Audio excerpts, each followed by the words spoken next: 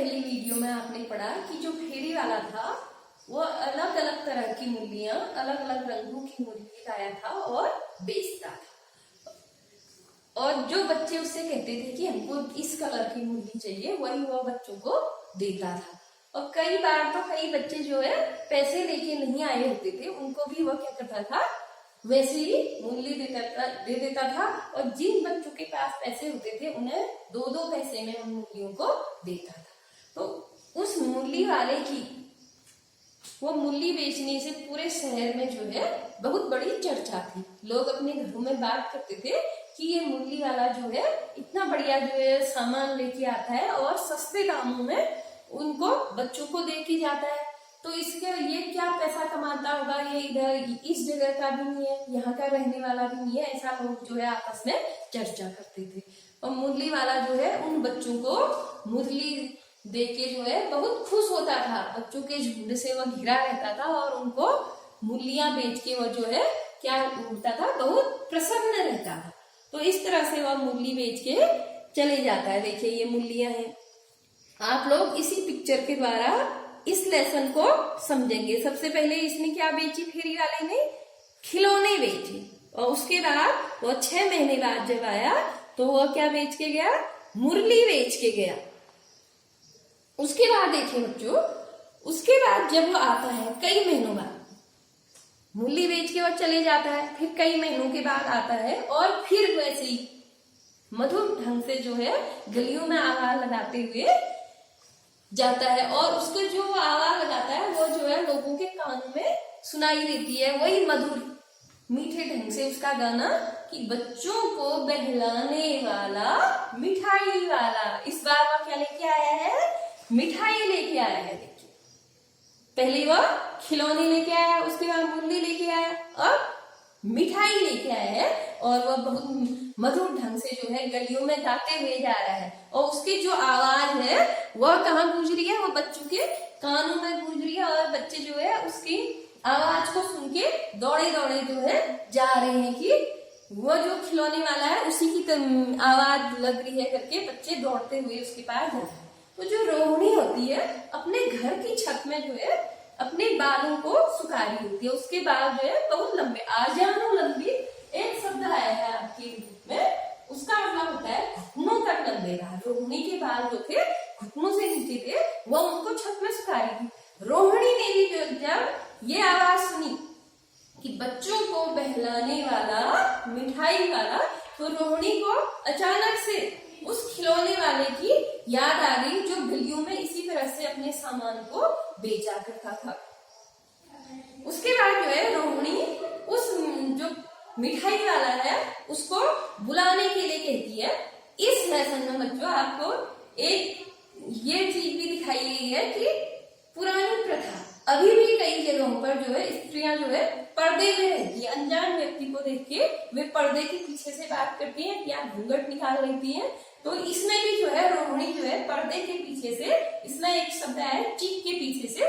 चीक का मतलब होता है सरकंडे या बांस की बनी हुई जो वह होती है, उसके पीछे से जो है रोहिणी बात करती है उससे, मिठाई वाले से। और उससे कहती है कि तुम जो है इससे पहले भी क्या और अलग अलग चीजों को बेचते थे। तो जो मिठाई वाला होता है वह कहता है इससे पहले मैंने खिलौने और मुर्गियां बेची, अब मैं क्या लेके आया हूँ, मिठाई लेके आया हूँ। और ये अलग अलग चीजें मैं इसलिए बेचता हूँ ताकि बच्चे जो है मेरे सामान को देख के बोर न हुए। हमेशा अगर मैं एक ही चीज लाऊंगा तो वो उसको खरीदेंगे भी नहीं और क्या हो जाएंगे, बच्चे बोर हो जाएंगे। इसलिए मैं क्या लेके आता हूँ, अलग अलग सामान बेचने के लिए लाता हूँ। ऐसा जो है वह मिठाई वाला कहता है। तो जो रोहिणी उनकी दादी है वो उनको उसको घर में बुलाती है मिठाई वाले को और उससे कहती है कि तुम ये मिठाई कैसे दे रहे। तो मिठाई वाला कहता है कि 2 पैसे में मैं आपको ये मिठाई दूंगा।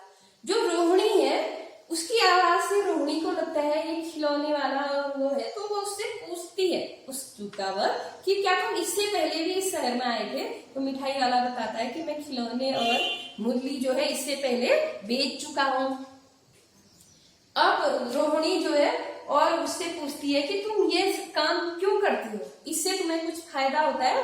तो जो मिठाई वाला है वह कहता है कि मैं जो हूँ किसी शहर का, मैं भी एक प्रतिष्ठित आदमी, प्रतिष्ठित यानी कि अमीर आदमी था, मेरा भी घर परिवार और बच्चे थे, लेकिन क्या हुआ, मेरा परिवार मुझसे किसी कारणवश क्या हुआ, बिछुड़ गया, दूर हो गया।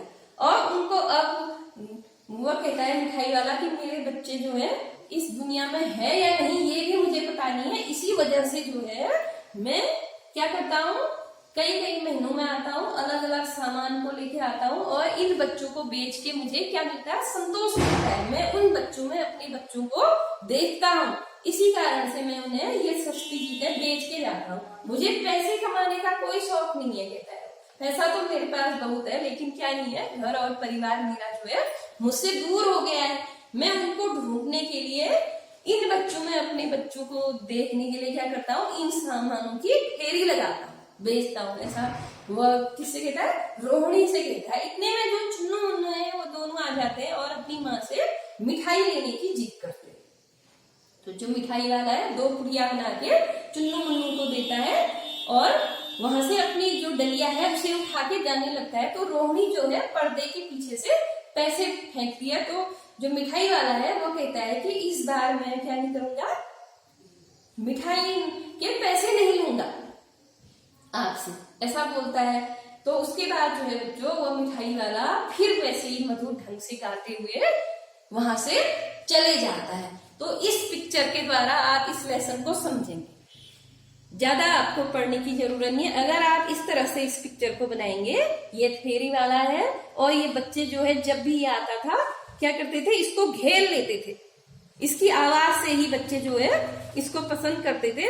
और सबसे पहले जो है खिलौने, कोई भी खिलौना चाहिए। और ये इतना व्यवहार इतना अच्छा था फेरी वाले का कि वह किसी भी बच्चे को अगर पैसे नहीं भी होते थे उसे उसको दे देता था उस खिलौने को। उसके बाद वह मूलियां लाता और अंत में मिठाई लेके आता।